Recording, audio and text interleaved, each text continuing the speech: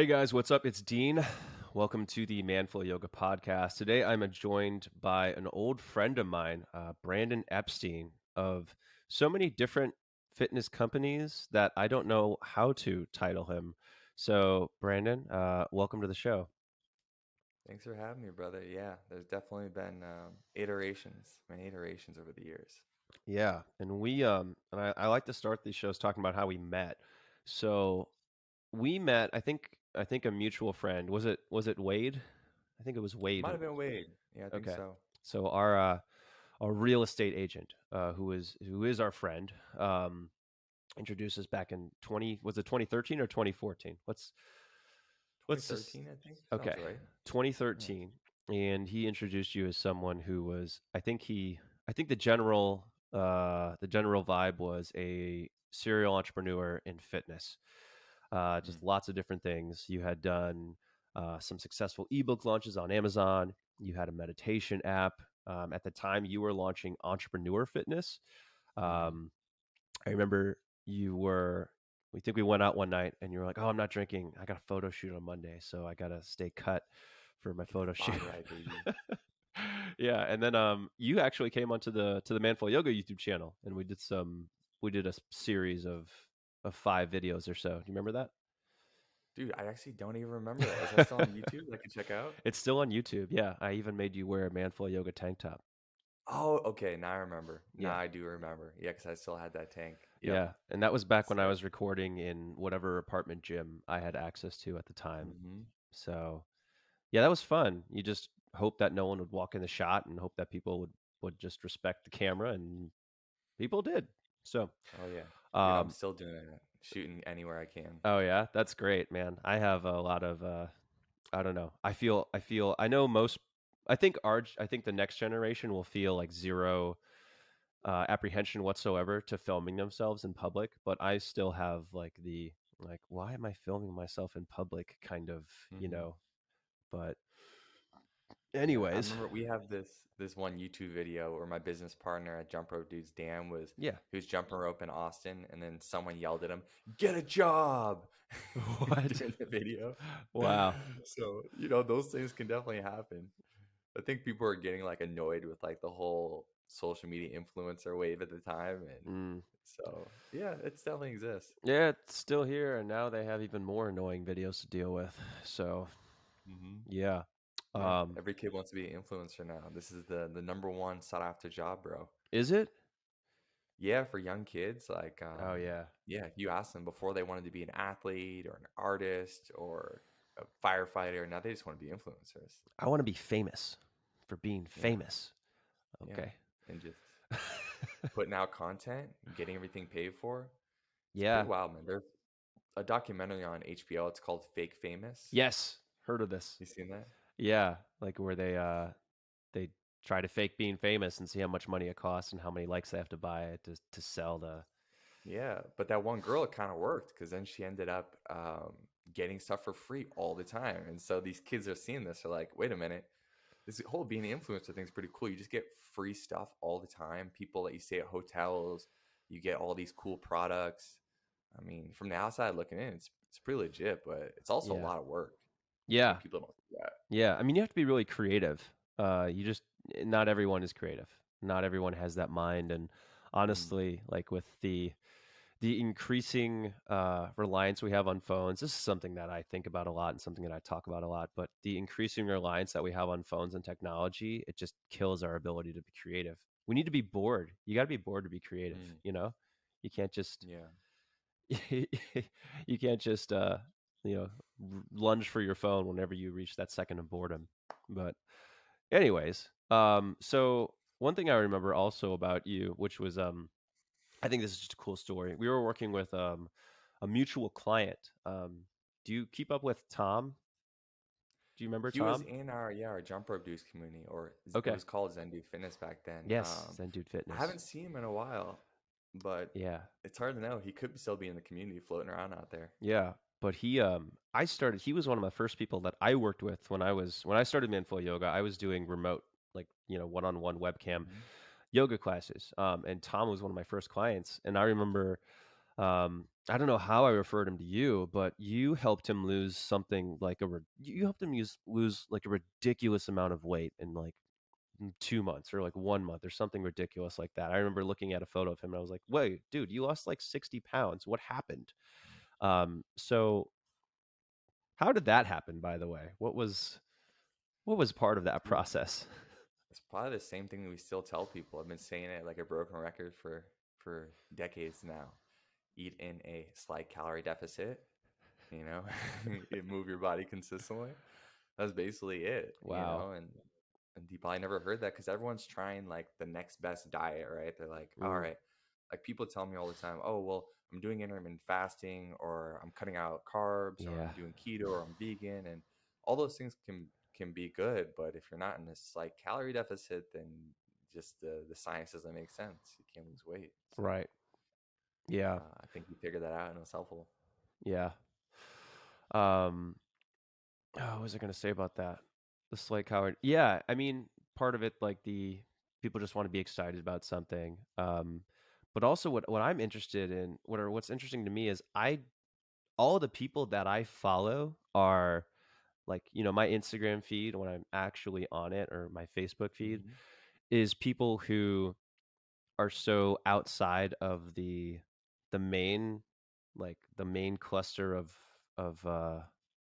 this limited knowledge of dieting and I don't even say dieting, I'll just say healthy eating, but like these, this healthy lifestyle principles that sometimes I forget like just how little people know about losing weight, about just being healthy. And so it's Yeah. shocking that some people are so advanced that they're doing these crazy rituals on a daily basis and other people, we still have to teach them, hey, actually fats are good for you. Hmm. Salt is good for you. You just have to not have the bad types and you have to have less of it. Yeah. So, I think the name of the game is artificial complexity. You know, like people have to keep coming up with content, so they keep creating more artificial complexity, which seems to continue to confuse people hmm because people end up thinking they have to do like 20 different things to lose weight when they don't. But they just heard, hey, this person transformed doing this person transformed doing this, and yeah, I don't know, they just overcomplicate things. yeah, those success stories are inspiring, but that they're far and few between. Most of it is just these simple little boring changes that people make on a little tweaks on a daily basis. Hmm. But Yeah. so you were doing that. You're still coaching. It sounds like another big change for you. You became a father about a year ago. We Hmm. were right before we started this convo. We were talking about that, um, and this was a big surprise to me because you were always like this very single, untethered, free soul of a man, just doing whatever came up and all these things that I was like, wait, you're doing what? Um, Hmm. and I'd love to know what happened, what shifted, what journey did you go on to meeting this magical woman whose name is Sarah? You fell in Yeah. love with her, and then you eventually created a family with her. So walk me through the 5 year cliff notes of what happened there. Yeah, for sure, man. Well, last time we saw each other, I was living in Austin, Texas, Mhm. and my businesses all kind of failed. And so I had to escape the city and start digging my way out of credit card debt and start rebuilding what was going to be next. So I moved down to Medellin, Colombia, and that was back in early 2015. And yeah, at that time, I didn't have any stability with financially, or I was still just I was 24 years old when I moved down there and really still stepping into myself and deciding, who I wanted to be. And so going down to Colombia was an opportunity to continue to discover and also kind of get my feet back on the ground again. And so when I went down there, I was dating different women for the first couple of years or so. And then I met Sarah, and our relationship was super organic. Well, it's funny. There was one night I was going into a nightclub and I kind of had a stomach ache and I was like, I don't really want to go out tonight. And again, I wasn't really drinking. And so I just went in there with my buddy Dan, my business partner, who was also living with me at the time down there. And apparently, she saw me walk in the door, and she told her friends, "That's going to be the father of my children." Like from the second she saw me. And so we were just dancing, having a good time, bringing the good energy. And then she came over and gave us that whole, "Oh, are you having fun in Medellin?" Like treating us like we were gringos who didn't know anything and speaking English to us. And she invited, we just started talking. And then she actually just invited me from a whim with like 15 of her friends to the Colombian coast. And so I was like, yeah, fuck yeah, let's go. And so I went on that adventure with her, and everything after that has been super slow and organic. And from getting married to having a child, everything has felt very organic without urgency. And I feel like too often people try to future pace their relationships and be like, all right, when's this going to happen? And Mm, just make sure, you give me that security right now to know that we're going to be together. And she wasn't like that. She was just very go with the flow. And I think being with someone like that made me feel comfortable in committing because she was bringing the same energy to the party. And so it was very organic that after another year of being down in Colombia, I needed the visa. So we got a free union, which is like a step below getting married. And okay. then a couple years later, we moved to Los Angeles, and then she needed a visa to stay there. So we actually went and got married, and it was super casual. Like I was too casual about it. I think we came home that night, and I was playing NBA 2K video games. She was like, "This is our wedding night. This is what's happening." But we just went to the courthouse and did it, and so I wasn't really thinking that much of it. Hmm.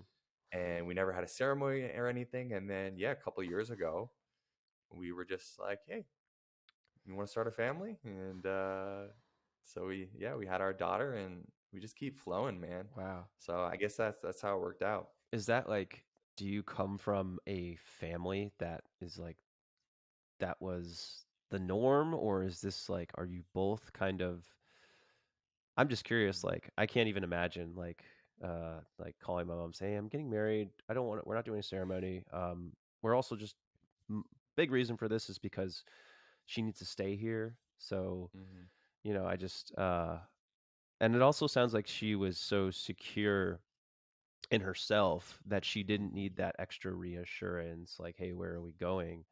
Um and I'm assuming you had to have that, you had to have that security with yourself in order for her to feel comfortable. So, Yeah, absolutely, man. Dude, she was. I mean, I got really clear on like the type of partner I wanted to attract into my life. And like I knew I wanted someone who kind of did her own thing. And so my wife is an entrepreneur. She owns a swimsuit company. And I just knew I wanted someone who was like self-sustaining, who being an entrepreneur, I didn't want her to feel like she was competing with my business for attention. I wanted us both to have our own things that we're engaged in. mhm, And so yeah, she was like very similar to me in that way. Like culturally, of course, growing up in Colombia, she's very different in many different cultural ways, but we lined up on the most important things, just like our general world views and how we were approaching life, and what we believed to be, the way we wanted to live. And she was and still is just very confident and sure of herself. mhm. And um, yeah, I guess I am as well. And so we kind of met each other at that same energetic frequency, and fireworks erupted. Wow. Well, great. Congratulations. Yeah, That sounds thanks, awesome. man. And what's your daughter's name is Mar, Mm-hmm. and that's actually really interesting to me because Marissa's name is Marissa. My wife's name is Marissa. My Mm, name's Dean, obviously. Our son's name is Declan, which is mm. Dean with just a C and an L in the middle. So if we have a girl, God willing, then we're just going to take out the RA or the S. What are we taking out? Anyways, we're taking out the IS, and we're going to name her Mara, possibly. Oh, cool. Yeah. So that's what we're telling everybody at That's least. awesome. But I got Yeah, Declan. that'll be a fun She gets name. Mara. So very close to Mar is the point. And you just dropped her off at daycare or daycare for the First first day, day yeah. today. What are you Yeah. feeling?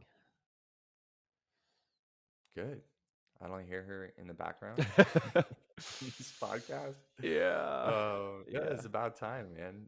She's so active that I think it's time that she needs to be around other children and Hmm. learning more actively. I think that I just, I study the mind so much. That's always been my main area of expertise. So knowing Yeah. that 0 to 7 years old is basically hypnosis for children.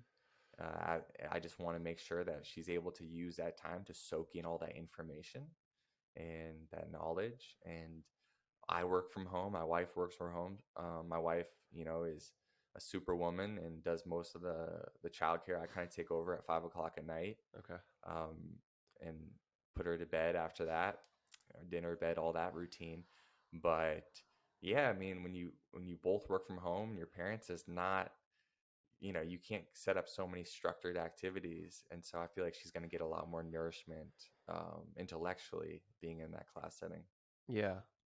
So, what are your? I mean, that just brought up a couple things. But first off, is you have you have some really well known brands that you've created, jump rope dudes. Um, Yeah. the predecessor of which was Zen Dude Fitness. Hmm. But your real passion to me seems like based on your not that jump rope isn't a passion of yours, but what I think really drives you based on, my interactions with you, based on what I've seen on your social media, based on the various ventures that you've created, is mental fitness. Hmm. And some other it's not just mental fitness. You've and when I say mental fitness, at least my assumption there is that it's just something that isn't physical. It's all the other aspects. So, Yeah, it's an umbrella for a lot, yeah, so I'd love for you to for walk sure. me through as someone who doesn't have the same knowledge that you do and the same exposure to mental fitness. Can you just talk me through what are some aspects of mental fitness? Like what does it include? What Yeah, goes under that umbrella? definitely, man. So really, the mind, body, spirit, I kind of wrap it all up together within itself. And mental fitness is just a way for me to give people a way to train the mind. And that, of course, seeps into the spirit. It's all kind of interconnected, and the body, And so, really, it's very simple. I'm helping people get better at controlling their focus and their choices. Okay. Because I've kind of broken down the conscious waking experience of life to be there's this emanating power that's moving through all of us, right? We don't really know what it is. Some people call it God, some people call it the universe, some people call it fate. But we all know that there's something driving this whole thing, and it just keeps going and going and going. And so, what I've learned throughout my life and through the help of my sensei as well is that as this energy emanates through us, there's only two things we can possibly control, which is our focus, which is in the present moment. You can't do it in the past, you can't do it in the future. You can Hmm. only control your focus in the present. And it's where is your focus projected? So are you focusing on what you want? Or are you focusing on what you don't want? And then there's that conscious focus. And then we can also work on the subconscious focus, which is everything happening basically beneath the surface at the subconscious level. But before I dive into that, I'll just share the second thing, which is your choices, which I think people understand that pretty well, right? Like, Hmm. what are you eating? What are you consuming? What are you doing every day, right? And so we basically take this emanating energy that moves through us and through our focus and our choices. That's how we create the lives that we live, right? If you do yoga every day, if you make that choice, then you end up more flexible, you have better balance, coordination, strength. If you don't make those choices, you don't create those results, right? And the Hmm. same thing goes, mental fitness gives us this umbrella to look at, really honing in even more on focus to say, okay, well, if I'm constantly focused on what I don't want, it makes sense that I'm going to be living an experience that I don't really want, because we create our conscious waking reality. We're just projecting into the future through the present moment what we want through our focus. Because whenever you say, if you have a car, right, and if you drive a Toyota Corolla, you notice that all the Toyota Corollas on the road. You're like, oh, you have the same car as me, right? Hmm. And that's just your focus. Like, we're heat seeking missiles to find the things that align with what our current present focus is. Hmm. Got it. So, Yeah. how do you now I'm thinking like so what's the best way to practice focus? I mean, immediately I'm thinking of meditation, but you say meditation and people are like, oh, sitting and not thinking. Like, oh gosh. Uh-huh. Um, so what are some ways that you, in your programs, in your coaching, you help people train their focus? Yeah, so everything starts with awareness. And so, an exercise that I give people in my training is to always start by just starting to become aware of your focus and where it's being directed in any given moment. And so, a way you can start to uncover that is you can set an alarm on your phone to go off every 3 hours. And the alarm can just ask you, how are you feeling? And what were you focusing on before you started feeling that way? Right? Mm. And so from there, you're starting to bring awareness around, oh, well, I'm feeling anxious. Well, what were you focused on? Well, I was scrolling through like the news on my phone. Oh, okay. So maybe we see how when you put your focus into that, it creates those feelings. And that's going to start to continue to perpetuate the reality you're living, right? Got it. So Or you're starting to like track and basically create data on yourself so you can look back and say, oh, I'm anxious 65% of the day or 65% of these checks. And during these times, I'm doing activity one or activity two. exactly, exactly. And you can even see how your mind it might be an activity or it might just be a pattern in your mind. So you might just notice, oh, I'm feeling regret. Why am I feeling regret? Well, because I'm thinking about how I should have done all these things in the past and I wish I made better decisions, right? And so you just notice, oh, I'm creating feelings of regret by continuing to live this cycle of things that I wish I could have done better in the past. So it's like activities, it's just patterns in our mind. And yeah, that first elementary foundation for everything is just awareness, is just to watch and view and become aware of how we create our own reality because a lot of people believe that it's the events outside of themselves that make them feel good or bad. And once you start to do this exercise, you start to see how your own thoughts or the things that you're personally doing actually have the most effect over how you feel. Got it. Okay. That makes a lot of sense. So the next question that I have kind of leading off of that is, okay, so the first step is let's spend, and is there a typical amount of time that you recommend people do this for? Like, do you say, hey, I want for a week, I want you to do this, or a month, or what is Yeah, a it? week or two, Okay. depending on how well they can stick with it, how dedicated they are to the practice. Hmm. If you do it every day, 5 or 6 times a day, you could probably get it done in a week. Okay. If you're being inconsistent, maybe stretch out to a couple weeks. Yeah. And then, so what's the next step? So we look at, so what's the next step after that? Yeah. So the next step after that, once you start to bring this all to the surface, you actually start to set the alarms again for another week. But this time, you start to just rewire your brain to start to participate in different habits. And like I'll get into. So yeah, keep leading me down this path, Dean, because there is like step. We can Okay. keep going with this. And Cool. this is basically step two of with your focus, you'll notice, okay, so I'm actually just in this pattern. And we know the subconscious learns through repetition, Hmm. right? And that's why habits, right? It Yeah. takes 60 days or whatever. Well, you have to have repetitions to build habits. And so the same thing goes for our focus and what we think about. Like we're funny creatures, humans. Like we have mostly the same thoughts every single day. So once after that awareness, you set the alarms again, and then you just observe. When you're focusing on what you want, you're going to feel good. So that alarm goes off. Oh, I'm feeling grateful. Oh, what was I focusing on? How grateful I am to be a father, right? Cool. There's nothing to change. Like that's a good habit to be in and to have that repetition continue. But maybe alarm goes off again and you notice, oh, I'm worried I don't have enough money. Oh, that makes me feel bad. I'm feeling anxious. Okay. Well, we use that opportunity to literally just swap our focus and we'd be like, what would be the opposite of this?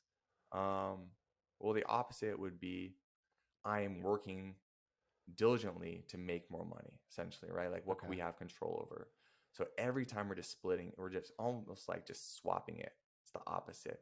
Okay. And so by doing that consistently, your mind, it starts to go from a conscious process to an unconscious process in the same way that your mind used to look for the things that are going to make you anxious or feel bad. It will start to just automatically swoop, just flip it itself. Hmm. Okay. So that's what you do for the next week is you go from awareness to focus on what you want, because I'm sure people can resonate with this. When you focus on what you want, that's what you get. When you focus on what you don't want, that's also what you get, Yeah. right? Because when you're focused on what you want, you're going to make choices that align with what you want. When your head is in the shit pit, right, and you're focusing on what you don't want, you're only really going to see the things that you don't want. Hmm. How So that's how true level has two. that level of attraction proved in Uh, your experience? Very true. Very Okay. true. Yeah. But we're still at the conscious level here. So you want to continue to walk this path. And so, really, what we're doing those first two levels, number one, it's awareness. Number two, we're kind of training your mind to get used to swapping these Mm. and being able to actually notice and make the connection between feeling good or bad and what your focus is. And then actually kind of training your mind that when you focus on what you want, you can feel good. Mm-hmm. So level three is just getting clarity on like the major buckets of your life and what you want. So you're like, well, all right, why am I doing this? Well, because I want to be more fit, right? Or I want to have more money, or I want a better relationship, or whatever it is, right? Insert like the bucket of your life that you care about. So then you get clarity. You're like, I would like these outcomes. And then we sit into those outcomes and we allow ourselves, and this is where, I would say like the more spiritual work comes in, because spiritual, call it energetic, call it whatever you want, call it subconscious work, but essentially we're transcending the conscious barrier into the subconscious, because the conscious mind only processes about 40 bits of information per second. The subconscious can process over 40 million bits of information per second. So the conscious mind, when people just rationally try to think things through, they think that they're doing so much, but really everything's happening beneath the surface, Mm-hmm. right? We're living through a very divisive time around COVID right now. So if you tell someone a piece of information that is directly um, opposing their beliefs around like a vaccine, for example, and what one side or the other, it doesn't matter. As long as the information doesn't align with their beliefs, they will delete, distort, or generalize the information Mm-hmm. so it lines up with their beliefs. So that's why once we have clarity over what we want, we have to go right into our beliefs, which all live in the subconscious level. So I recommend people kind of go into a meditative state and they think about outcome. Okay, outcome. I would like to lose 10 pounds. All right, I'm going to just meditate on this and feel in to the resistance that comes up. And by resistance, it's like kind of like an itching feeling in the body, or an uncomfortable feeling that comes up. And if you can find that in the body, then you can go into that. And of course, there's a process to this. You can go into it and you can uncover, okay, what am I believing to be true? I believe I don't have enough time to work out. Ooh, okay. As long as you believe you don't have enough time to work out, you're not going to make time to work out, because, again, your beliefs will delete, distort, or generalize any information to make it true. Mm-hmm. The subconscious is programmed to keep you alive, not necessarily to make you thrive. All right. It wants you to survive and wants you to stay stable. It wants you to be in that state of homeostasis. It doesn't want you to change. So you have to uncover that. And you have to be like, okay. And then you go one by one. All right, well, what else is uncomfortable? Well, I believe that eating healthy is boring. Ooh, okay. Well, as long as you believe that eating healthy is boring, you're probably not going to follow through with like being more intentional about your nutrition. So one by one, we go boop, boop, boop, boop, boop. We go through all these beliefs that come up that would create resistance against the outcome you want. And then we transmute them. We literally just flip them. So if you believe you don't have enough time to work out, the opposite would be, I believe I have more than enough time to work out, Mm. because our subconscious is desperately trying to be in congruence with our beliefs. Mm-hmm. So it will find time for you to work out. And so once you get all those beliefs, basically you transmute each one and you know what you want to have, you do the same basically process to put that, incept it into your subconscious that you would use when you're a child. So right now we're talking in, mostly we're in conscious or beta brain waves. And so when you are a child, you're actually in like hypnosis, like I said before, from 0 to 7, because your brain waves from 0 to 3 are in delta brain waves, which is the slowest state of brain waves. And of course they do waver, but just to make this conversation more simple, let's say delta. Then as they go from like 3 to 5, it's more theta brain waves, and then more from 5 to 7, it's alpha brain waves. And so all these brain waves are just slowed down. They're more meditative states, but they're connected to the subconscious. Okay. And so what you can do is, as adults, even though we're no longer naturally in these states, if you are just waking up in the morning, because when you're sleeping, you go into alpha theta. Mm. So when you're just waking up or when you're just falling asleep, if you can incept these beliefs into your mind, it will start to rewrite the code. Mm. But there is that process to it. A lot of people, they try affirmations to help themselves create a reality. I'm not saying affirmations can't be positive, but what they're missing is they didn't go through the process of actually uncovering the resistance, fully accepting it, fully accepting, because most people don't want to accept their limiting beliefs because it's uncomfortable and it makes you feel bad about yourself for a moment, because Hmm. you're basically facing your demons, you're shining the flashlight on where you suck. Yeah. And then so you have to go through acceptance, you have to go through full surrender, and then you have the opportunity to transmute the belief. And so all that, it goes well beyond an affirmation, and then you have to incept it into the subconscious mind, which basically you can take these beliefs, you can record them on audio. And what I do for my clients is I'll put like some alpha brainwave audio music behind it, Mm. and they listen to it when they first wake up and when they go to sleep at night, and then as much as they want on top of that, because the subconscious learns through repetition. So if you're going to do more meditations, you can listen to it then. And over time, those beliefs make it through the 4 stages of learning. So you go from unconscious incompetence to not knowing why you can't lose that 10 pounds, just being clueless. You're like, why can't I stick with these habits? To conscious incompetence, to where you actually identify the limiting beliefs are holding you back from losing that 10 pounds, to conscious competence, to now knowing the beliefs that need to change and using that repetition to change them. And the fourth and final stage is unconscious competence, where now your subconscious has fully ingrained this new belief where you don't have to go back and do anything again, because like the old beliefs, now they're Yeah. just ingrained. So you just live your life. Yeah. So you've made okay. So that's a really good recap. Okay. So I start by becoming aware of them. From there, I accept them. So I say, I really do have crappy eating habits. And then I flip it. And then I inject or incept those new or those revised beliefs, those things that I'm trying to make part of my identity around times when I'm sleeping. So the wake time or when I'm waking up or when I'm going to sleep, those are Mhm. when I'm in most in Yeah. contact with my subconscious.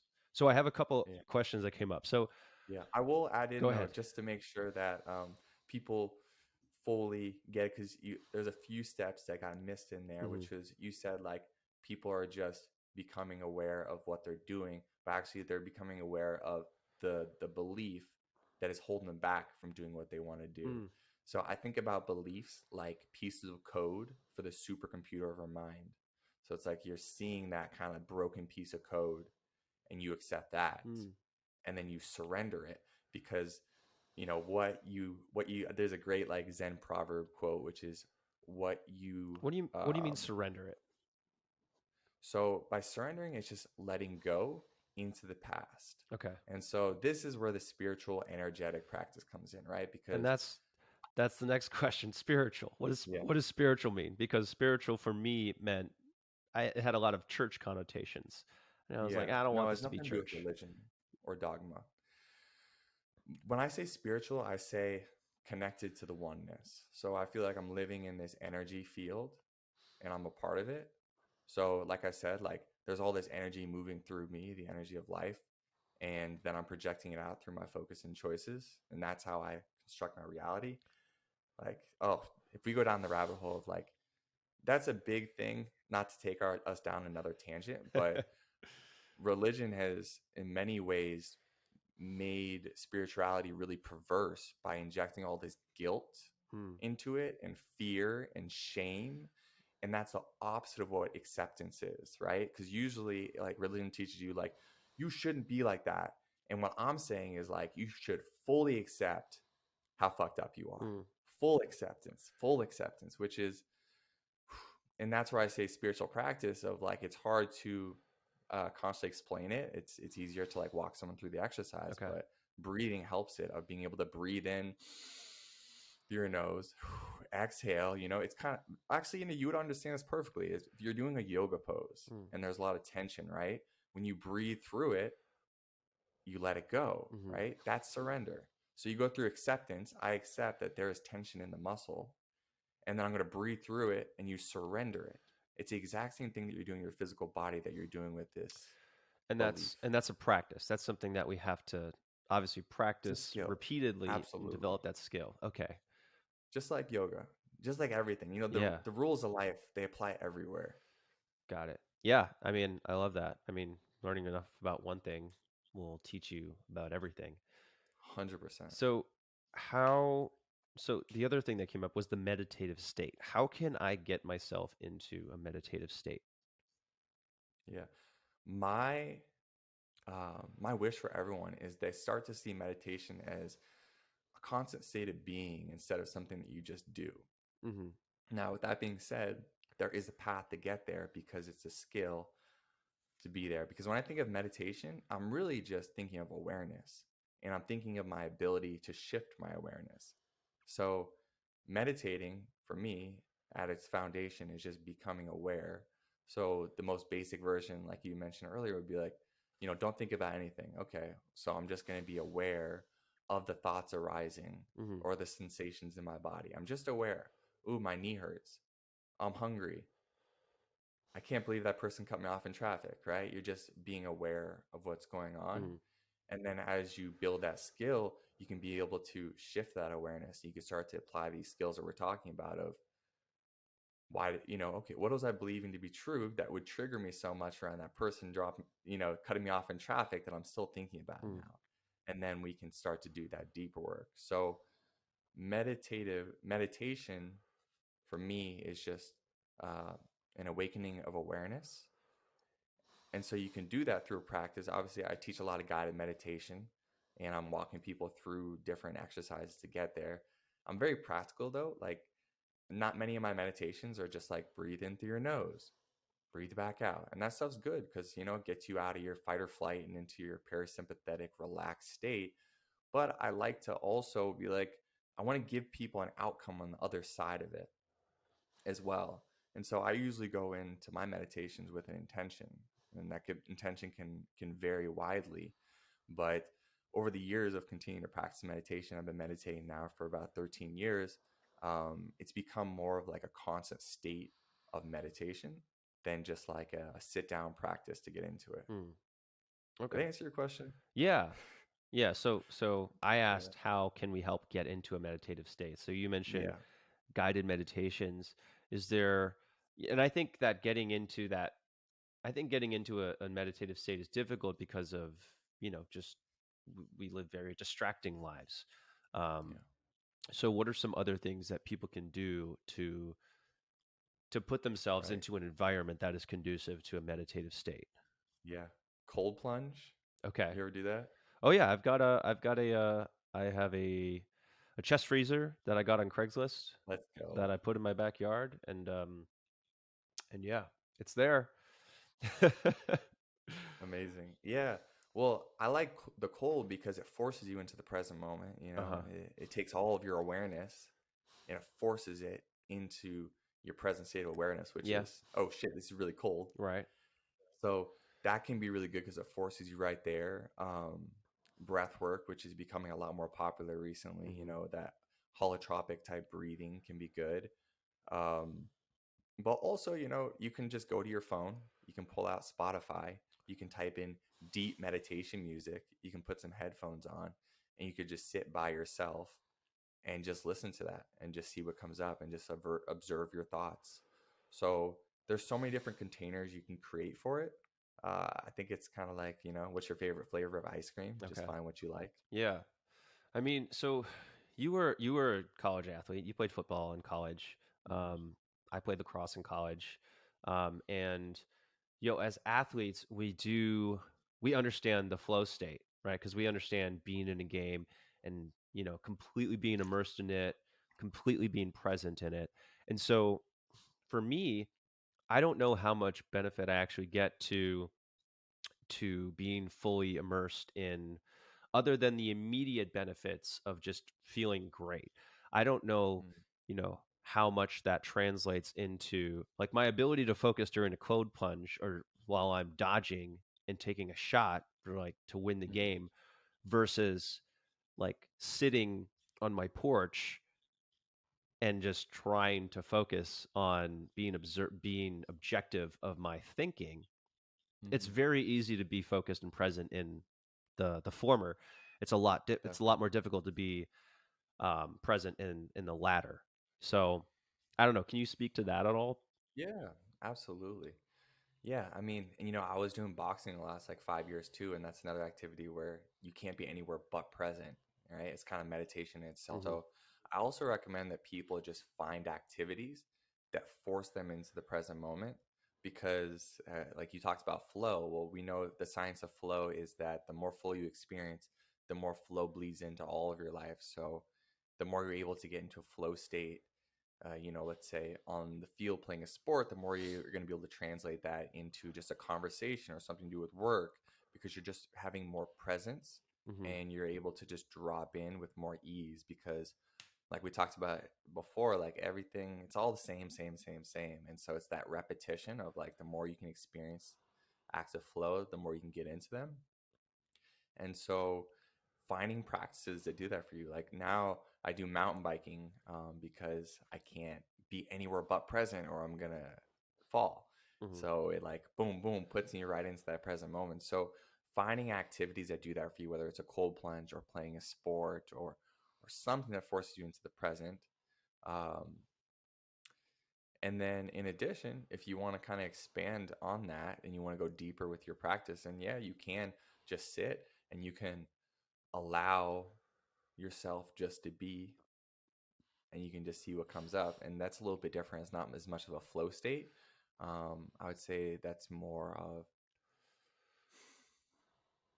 of that deep inner work Hmm. of uncovering resistance. Because when I talk about all this work, I'm really just talking about doing healing work on yourself. Hmm.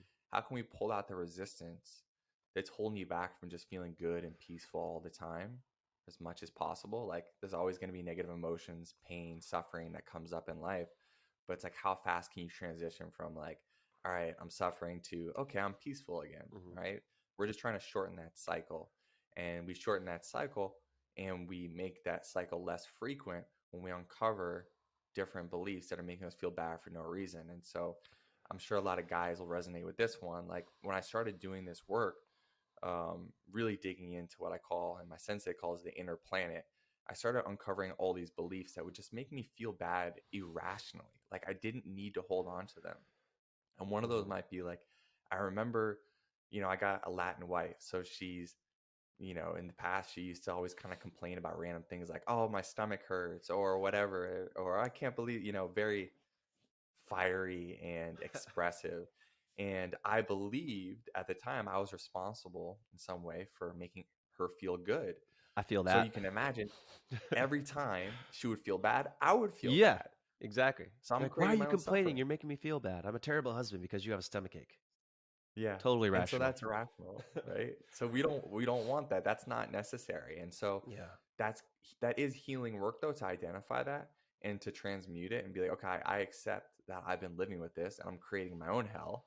And then I'm going to surrender that right now in the present. I can create a new reality. In the past, that was true, but doesn't need to be true now. So I transmute that to I believe my wife is responsible for making herself feel good. Hmm. Ah, oh, I'm free. And so now, like, she stubs her toe or whatever. It's kind of funny because she's like, ah. And I'm like, like, it's not that I don't have empathy, but I'm not suffering along with her. So Yeah. this healing work is just getting more and more aware of how we make ourselves suffer irrationally and then being able to transmute that to have less suffering and more peace in the present. Yeah. So I brought up two questions. I hope I remember the first. I hope I remember the second. The first one is, so I know a lot of people who just get frustrated with trying to get into this meditative state. So, what would you tell people who are getting frustrated as they try to enter a more thoughtful state to just reassure them? Yeah. Well, I think first starting with what is the outcome they're looking for when they're going into it, like what's the carrot that's dangling that they're going to get once they get in there. Like, am I doing it because I want less stress? Am I doing it because I want more clarity about a topic? I think so much of it is making it purposeful. You know, it's like it's very black and white. It's like, why am I going to do a yoga class, right? Like if people didn't have a clarity around like, oh, because I want X, Y, and Z outcome from it, they may not do it unless they've already built a habit, right? If you build a habit, then it's just kind of like on automation. But for these people who are just starting to meditate and it's not on automation, they need to know that there's something they're going to go in and get from this practice. And that getting could be just presence, it could be a number of things. But I Hmm. think those people need to get more clarity around why they want to meditate. Because Hmm. like the morning routine thing, like there was a big wave, like when I was living in Austin, right, around the whole morning routine of like, you have to do all these things and people would feel guilty if they didn't do all these, journal and drink my tea and affirmations and gratitude. And it's like, well, is it about that routine or is it about what you want, the outcome of it? And Hmm. so some people are meditating, like it sounds like the people who you're talking about are meditating is like, because it's good for me, this is something I'm supposed to do. It's like, well, you're Yeah. making it sound like work. Like, what do you actually want from what outcome do you want from Yeah. this? So Like, go that's into it with more intention. so that's the struggle that I'm talking about is like for people who are trying to meditate and but let's say, but they're reminding themselves, I'm doing this because of this purpose, because this is, this is Hmm. the purpose. This is what I want to get out of it. But they're stuck on focusing on the purpose and like, I'm doing it because I'm doing it for this purpose, but they can't actually do the activity. They're so much focused on what they're going to get out of it that they can't focus on doing the activity itself. Does that make sense? Like understanding Yeah. the intrinsics of it. Yeah. And I would say in that case, it's like it's building also the skill of surrender, of letting go. And the same thing that we do in like a yoga practice where your hips are super tight and you just have to sit into it, right? You have to continue to sit into it deeper, Hmm. deeper, breathe through it. It's the same thing when it comes to your meditation practice, because if your mind is like, I need to get this, I need to get this, like you're still in that state of resistance. You just need to allow yourself to receive, which Yeah. means you have to just keep breathing, keep allowing yourself to surrender to the experience. Okay. And it's a skill. Like in the beginning, it's gonna be uncomfortable. It's not gonna be like anything, right? Yeah. Like when someone does the yoga class for the first time, like it's gonna be awkward as hell, right? It's gonna be, they're not even gonna be able to do, a quarter of the poses, many people. Hmm. And so you have to view meditation and these practices in the same way of like, I'm gonna suck at this at first, Mm. and that's okay. Yeah. Having that humility. Mm. Um, so how, God, I got two really good questions, but two really good questions here, I think. So, you know, taking a belief and realizing that it is, like, as you mentioned, uncovering irrational beliefs. I can uncover irrational beliefs all day. My problem, and I think problem because I have the problem, I know that millions of other people have the problem. I'm not special.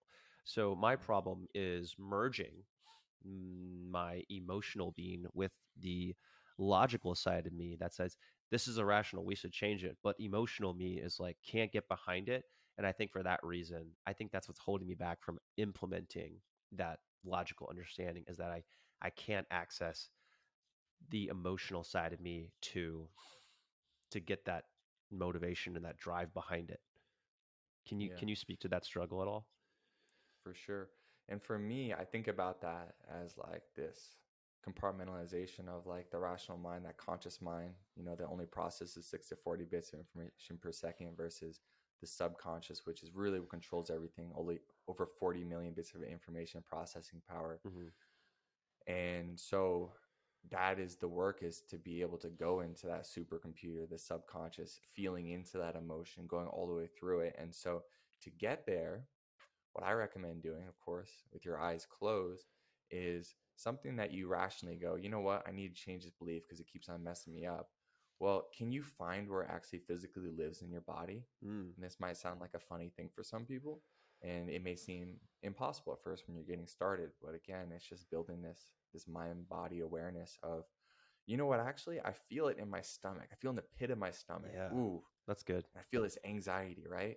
And if you can find that in your body and you go into it and you hold that uncomfortable position there, and you're just sitting in it in the same way like a yoga pose, you're Hmm. sitting into it, you're breathing into it, and you go deeper and deeper into it, that resistance will start to fade away Hmm. over time, and you get to a state of acceptance where you can surrender it finally, and then you'll be able to choose that new belief.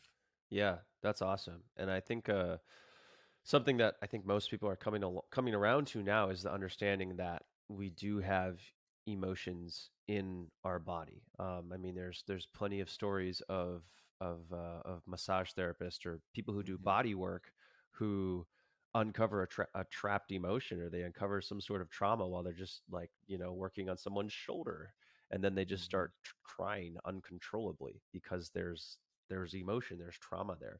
So I think The Body Keeps the Score is a really cool book on this. Hmm. Um, and then also we had Aaron Alexander from the Align podcast on the show. Very He cool. does a really good talking about that too. But um, obviously, Brandon can probably speak to this very well as well. So you should definitely check him out. Um, Yeah. but It's like, can we get out of our head? That's the biggest thing. Is like, can we get out of here and can we go into the body? Because that's where all the solutions are. mm, yeah. Um, okay, so one more big question I have for you, and then I want to ask you some other questions that I ask a lot of other people. Hmm. So it seems to me that you're very relaxed. So I don't know if you're watching a video right now, but Brandon has not seemed stressed at all. Whereas I'm like, I have to remind myself every 30 seconds, take a breath, relax. It's okay. You're going to make it. And I get the sense that you just do a lot of spending time in this meditative state to create additional clarity. Can you talk to me about the importance of creating clarity in your vision, in your goals, in your in your life, and how much time do you spend doing that, or what does that look like? And maybe I'm wrong, maybe you don't do that as Yeah. much as I think you do, but Yeah. I would say that my calm comes more from the like 20 pages of beliefs I've transmuted, which is just like triggers, you know? It's like all this stuff lives at the subconscious level. Like it's pretty hard to push my buttons and to get me fired up over something because I've just done all of those things like I talked about, like with my wife, you know, like uncovering that belief, or so many other ones I've had over the years. And so my state, like I think our natural state, and you probably see this with your child, it's like as a child our natural state is actually calm and peace and joy, you know. And we may have an emotional experience where we get super angry or super sad, but then, you know, babies are able to cycle through it and they're just back to smiling again a few minutes later. yeah. And so I think that is our natural state. I think I've just done a lot of the work of auditing all of the internal resistance and turning it over Hmm. and transmuting it so it becomes more of a natural state and I can live more in that constant state of meditation. So And then to speak, do you just go keep ahead. like a journal? Did you just keep a journal and you started writing these down and like keeping a log of these triggers, these irrational beliefs? What else? Yeah. Yeah, just the subconscious limiting beliefs that I had, and then one by one I would transmute them and I would put them in the audios I talked about, and I would, in the beginning I would listen to them so I could transmute them. And now I think just like any skill, you get really good at it. Now I can just process it almost like that. Mm, So I can wow, just like that's uncover amazing. it, breathe through it, accept it, surrender it, boom, it'll take me a matter of seconds. But in the beginning, I had to listen to the audios for like weeks Mm, for things to change, or even like months, some of them. wow. And so over time, I've just done more and more of that work. So it's like there's just not as much tension. There's not buttons to push. There's not triggers, not as many triggers. But of course, there always are. Like I could check my notes and like I'll uncover like one, and some of them like they don't even necessarily like make me feel bad, but I just might choose a different belief because I don't think it necessarily like will serve me in the future. I'll Hmm. be like, maybe I don't want that, you know? And so now I'm like playing the game because I really believe that my beliefs create my reality. So I'm constantly trying to audit and look at my beliefs and make sure they're projecting me into the future that I want, Hmm. the future experience that I want. And so to speak to like the clarity of like my vision, it's more now that like, yeah, I know the different experiences that I want to have in life, and I don't set as many goals. Instead, I'm more like, just what are the things I want to do? Like my goals are more the things I want to do. Like I want to mountain bike every week, and I want to work with clients, and I Hmm. want to record meditations, and I want to be on podcasts. Like it's less like pure like vision outcome based, which um that was a stage for me, and now it's more activity based. Like, Yeah. well, I know the things I want to do consistently, they're going to make me feel good. Yeah. So things for the intrinsic benefit of the activities themselves Exactly, rather than what you get exactly. out of it. And I'm Yeah, assuming and they do usually this is give me what you good help people outcomes with too. your coaching, right? I mean, I'm hoping Mhm. this all this stuff is what Yeah, this is it, man. yeah. Like you mentioned, I have the fitness company, Jump Rope Dudes. Like Yeah. that is, I don't do any coaching with fitness stuff anymore. I mean, some of my clients, like I'll just use my knowledge to support them, but Yeah. that's all like kind of my online teaching, workout, fitness stuff, Yeah. and the one-on-one coaching work is all this stuff. Gotcha. That's awesome. This is cool. I'm glad we walked through what you do in a way that I feel like someone can listen to this and start working on this. And if they want Yeah, and if, this inspires them and they want to get more guidance on it and they want to go deeper into it, they know where to find you. They know, Brandon Epstein, the owned industries. This is the new, can you, man, I've got so many questions I want to ask you, but can you just really quickly kind of walk me through the owned industries and what the goal is with yeah, that? bro. I watched the So, intro dude, video, but nice. yeah, Yeah, dude. Well, dude, I've been trying to make like this mental fitness meditation stuff sexy for yes, like 13 I years. wrote that down. And Make mental fitness sexy. yeah, it's been difficult, man. And so the owned industry is just my latest iteration of trying to just make it sexy and tangible for people. Because I think most people, they have no interest in working on their mental health. Like that's boring as hell, right? Like That's if not someone gonna hears that, that's they're not like, gonna make my pecs look good.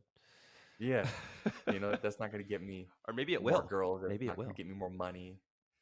Except the truth is, it gets you more of Yeah, everything that you want. absolutely. But it for most people, they just view it as like, I don't need to do that because I want this. Like they don't make the connection. So Right. the owned industries is an umbrella for teaching this information that hopefully will resonate with people in a more modern and connected way. Hmm. Just because I like the last iteration, I was trying to do mental fitness training, and I do have a mental fitness training course, and it's all the same material, but it just didn't feel sticky to me. Hmm. So I'm still trying to figure that out. Got it. Okay.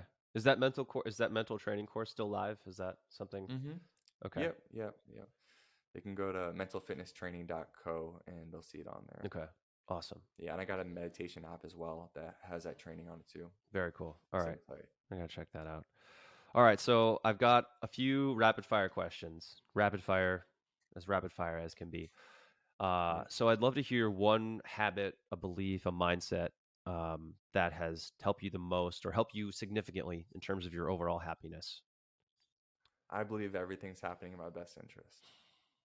Okay. That's a great mindset to have. Yeah. It's a belief, it's a mindset, it's a life philosophy. Like I talked to my uncle yesterday who was recently diagnosed with cancer, and like that's just like the perspective I bring to him. Because what other perspective would you want to have, right? Like even the most terrible things that happen to you, you have to adopt that mindset. In my opinion, everything's happening for my best interest. Otherwise, you're like the opposite would be, the world is out to get me, Yeah. and I wouldn't want to live in that Yeah. personally. Yeah, that would be a tough space to live in. Um, what's one thing you do for your health that you think is overlooked or undervalued by other people? Oh, well, this belief work, man, this is the core foundation for everything. Like I've become such a resilient person by being able to align my beliefs with the outcomes that I want. Hmm. So yeah, doing this belief work is by far the most powerful thing I've ever done in my life. Yeah. I'll be honest, it seems really inspiring to me. Like Yeah.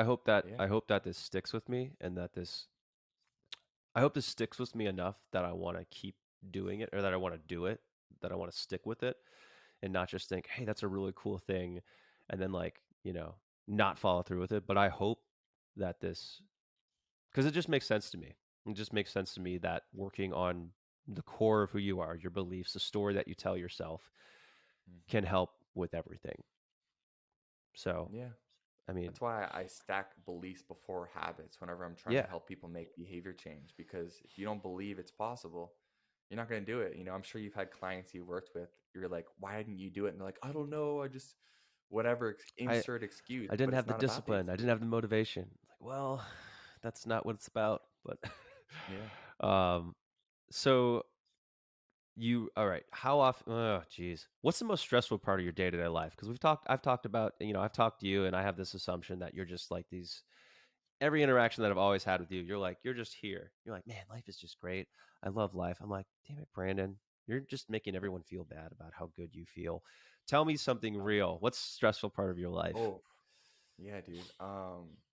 Dude, I'm still involved heavily right now, hopefully not for too long, in like operations with my jump rope dudes business where I'm just using my rational mind to solve problems, and I really don't feel like it's a good use of my unique gifts. Mm, And that can make me feel stressed sometimes for sure, yeah, because I'm like, I can do this, but it's not using my unique gifts, which creates some stress in my body because it's like going against my nature. yeah, And I got more if you want, bro. I mean, I moved into a house. I'm really poor at doing like mechanical things with my hands. So I'm constantly having things that I have to fix or try to figure out that I don't know how to do. So, life stuff, man. I didn't have a power drill until I moved in here into a house, Dude. and Marissa's like, "You can't do that." I'm like, no, I can't do that. I'll call Yeah. or like I put a porch in like a year or 2 years ago, right before Declan was born, and like, oh yeah, I Hmm. put a porch in. They're like, oh, you built a porch? I'm like, no, I didn't build a porch. I called someone to build a porch. I didn't Yeah. build a porch myself. Yeah, Uh, exactly. I'm the same way. yeah, So, yeah, yeah. outsource, definitely outsource. Yeah.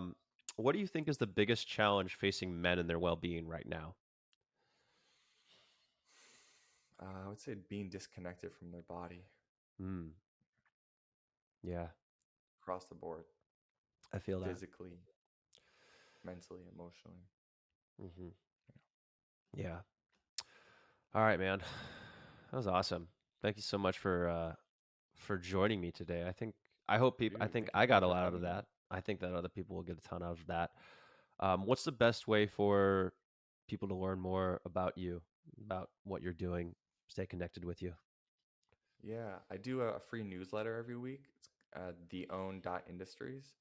And like this stuff I talked about in this podcast here, like I just try to infuse that newsletter every week with free tools and information to kind of continue to drive this home, and all coming back to owning your focus, owning your choices so you can own your life. Hmm. So that's a great way to just kind of enter my world. Yeah. And And does that course that you mentioned, does that kind of yeah. walk you through, does that walk the user through kind of that process that we talked about?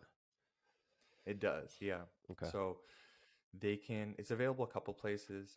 If they go to mentalfitnesstraining.co, they'll find the course there. Also in the App Store for Android or iOS. I also have an app out that has an audio version of it, Hmm. and that's called BE mental fitness training. Sweet. All right, guys.